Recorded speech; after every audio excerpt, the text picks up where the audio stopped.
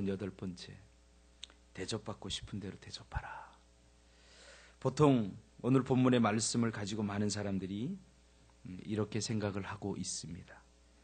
내가 좋은 대접을 받고 싶으면 너도 다른 사람을 좋게 대접해야 된다. 조건적이고 윤리적으로 이걸 받아들이죠. 그러나 우리가 계속해서 살펴본 바에 의하면 예수님께서 뭐라고 그러죠? 원수를 사랑하라. 원수까지도 사랑하라. 네가 사랑하는 그 부류의 원수도 포함시켜라. 지금 그렇게 말씀하고 있죠. 그러면서 이거는 윤리적이고 도덕적인 이야기가 아닙니다. 절대로. 네가 다른 사람에게 좋은 대접을 받고 싶으면 너도 좋은 대접을 해야 된다. 그런 조건과 윤리가 아닙니다. 이건. 그렇죠? 원수까지도 사랑하는 거 조건입니까? 어제도 얘기했듯이 원수를 사랑하는 것은 사랑하기로 결단해야 됩니다. 일방적으로 사랑해야 됩니다. 일방적으로. 그러니까 조건이 아니죠. 그리고 이것은 윤리가 아닙니다. 네가 대접받고 싶은 대로 대접하라. 이렇게 단순하게 해석할 문제가 아니죠.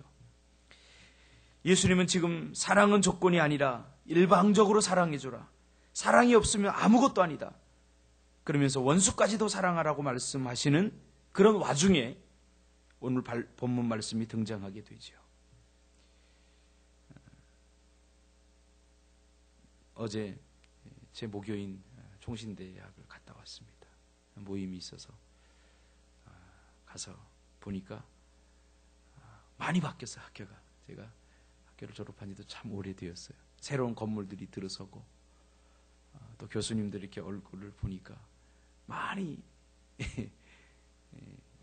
연세들이 많이 드죠. 우리 때는 제가 배울 때는 40대 50대였던 교수님들이 이제는 머리가 희끗희끗하고 노년의 교수들이 돼 있더라고요.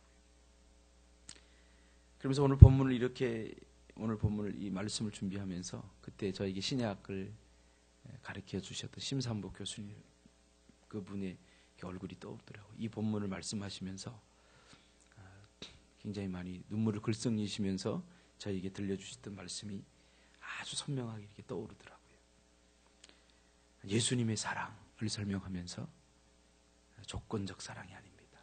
조건적 사랑이 아닙니다. 이미 사랑의 조건이 붙어버리면 그것은 사랑이 될 수 없습니다. 예수님이 우리를 사랑하시는데 언제 조건을 가지고 사랑했습니까?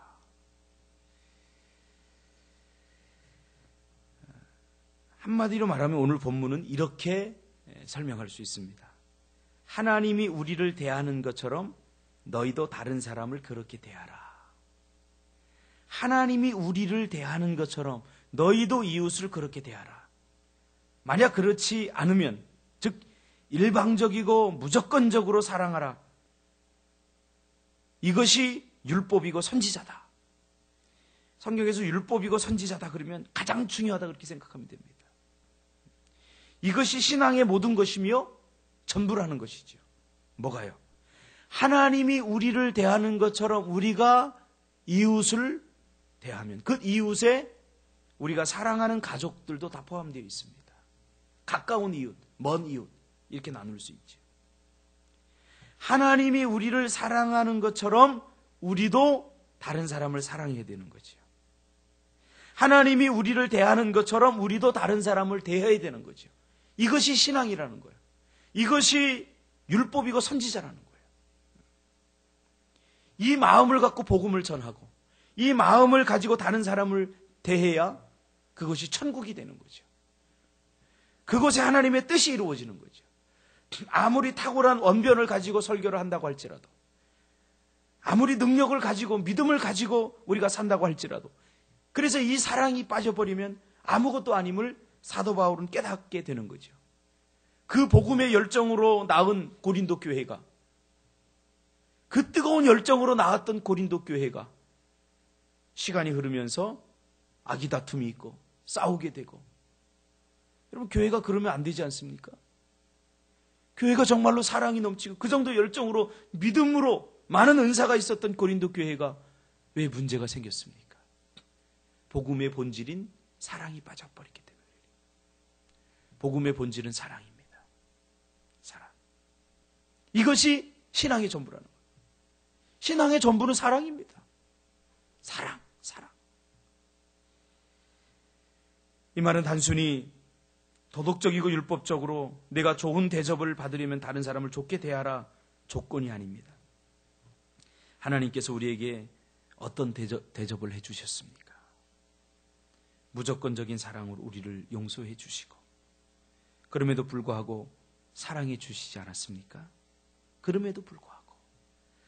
근데 우리는 신앙생활을 하면서 항상 하나님께 조건적으로 나가요. 하나님, 내가 이렇게 기도를 많이 하니까 나를 더 복을 주세요. 내가 이렇게 헌신하니까 하나님 우리 자녀들 잘 되게 해주세요. 아니에요. 하나님 여러분을 헌신하지 않더라도 사랑하십니다. 하나님 여러분 아무것도 하지 않더라도 하나님은 여러분 존재 자체만으로 사랑하십니다. 이것을 깨달아야 우리가 진정한 헌신을 할 수 있어요. 이 사랑의 힘으로 예배하고 이 사랑의 힘으로 헌금도 하고 이 사랑의 힘으로 우리가 복음도 전해야 되는 거예요. 어떤 조건을 가지고 나가면 그것만큼 힘든 게 없어요. 그래서 저도 우리 꿈틀교 성도들 조건 없이 사랑하기로 했어요. 무엇 때문에 울어야 되느냐? 조건 없이 사랑하려고 하니까 울어야 되지 않겠습니까?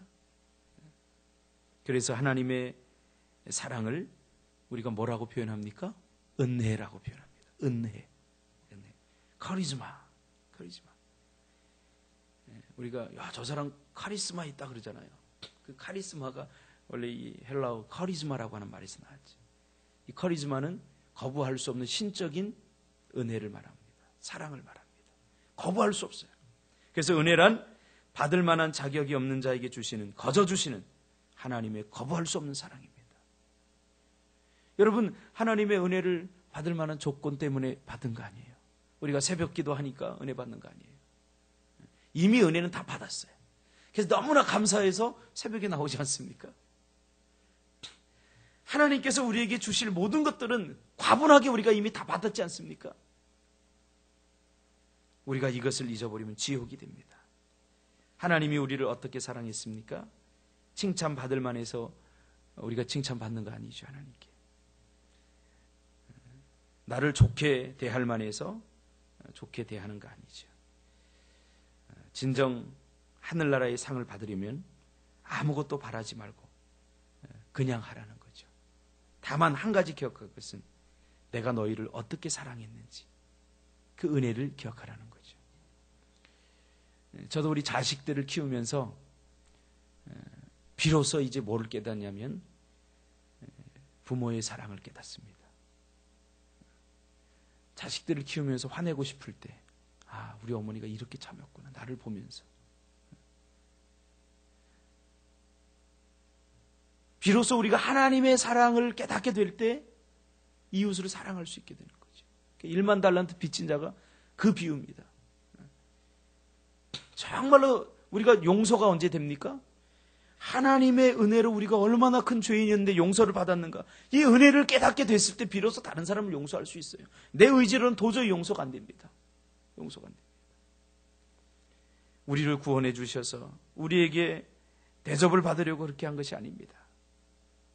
그래서 예수님의 자비하심처럼 오늘 본문에 너희도 자비하라 그러잖아요. 자비하라. 이 자비란 말은 구약에는 헤세드라고 하는 말로 표현됐는데 룻기에 가장 잘 나오고 있죠. 이 자비란 말. 이 자비란 말은 우리 한글로다가 어떻게 해석이 안 돼요. 자비. 그냥 자비란 말로 해석이 되죠. 근데 저는 룻기를 강의하면서 이 자비란 말이 우리나라 한국 정서에는 정이란 말, 정. 여러분, 부부가 그런 말을 하죠. 사랑 때문에 사는 게 아니라 정 때문에 산다. 그런 말을 하죠. 정도 사랑입니다. 아주 깊은 사랑입니다. 끊을 수 없는 사랑이죠. 그러니까 룻기가 보여주는 이 헤세드, 자비라고 하는 말은 한 사람이 일방적으로 힘들고 어렵고 곤경한 상황에 처한 사람을 기꺼이 아무 대가 없이 바라지 않고 헌신적으로 희생하고 도와주는 거예요. 그렇죠? 시어머니 나오미가 모든 것을 다 잃어버리고 얼마나 곤란한 상황에 처했습니까? 남편을 잃고 또 그들의 미래였던 아들 둘도 다 잊어버렸어요. 이제는 정말 무기력한 여인 셋이 남았어요. 그때 오르바는 떠나버리죠. 자기 삶을 위해서. 그러나 룻은 가만히 보니까 그 시어머니, 늙은 시어머니 혼자 두면 이거 죽을 것 같아. 이거 안 될 것 같아. 앞날이 창창한 여인, 내 삶을 기꺼이 포기하고 자발적으로 스스로 그 시어머니를 위해서 자신의 삶을 희생하게 되죠. 기꺼이. 하나님은 그 여인을 그냥 놔뒀습니까? 아닙니다. 보아스를 만나게 하셔서 그 인생을 빛나게 하지 않습니까? 기꺼이 자발적으로 자비를 베풀었더니 하나님께서 그 여인의 자비를 기억하신다는 거죠. 그러므로 여러분, 조건적인 사랑이 아니라 신앙생활도 조건적으로 자꾸 해서 안 돼요. 그래서 하나님의 은혜를 날마다 깨닫고 받으시길 바랍니다. 날마다 기억하세요. 그러면서 예수님은 아주 중요한 말씀을 하게 되죠. 이 말씀은 여기서 단순히 끝나지 않습니다. 이 말씀은요, 누가복음 이 6장 말씀은 기도와 연관이 되어 있습니다. 마태복음 7장에 보면 더 분명히 나오죠. 그래서 구하라 주실 것이요, 찾으라 찾을 것이요, 문을 두드리라 열릴 것이요. 이건 단순히 그 말씀만 가지고 보면 기도하면 하나님 응답 주시겠구나, 그렇게 생각하기 쉬운데 아닙니다. 오늘 본문은 기도와 연관이 되어 있습니다. 그래서 마태복음 7장에 보면 더 잘 나오죠. 그 말씀 내일 전하도록 그렇게 하겠습니다. 아무튼 오늘 말씀을 우리 결론을 내려보면 대접받고 싶은 대로 대접하라, 이 말은 조건과 윤리가 아니라는 거. 하나님께서 우리를 어떻게 대접했느냐. 죄인 되었음에도 불구하고, 우리가 날마다 하나님 앞에 나쁜 짓을 함에도 불구하고 하나님께서 우리를 사랑하시기로 작정하신 사랑입니다. 그래, 조건으로 나가지 마시고 이 하나님의 은혜를 깨닫고 우리 인생을 풍성하게 사시기를 주님의 이름으로 축복합니다. 기도하겠습니다.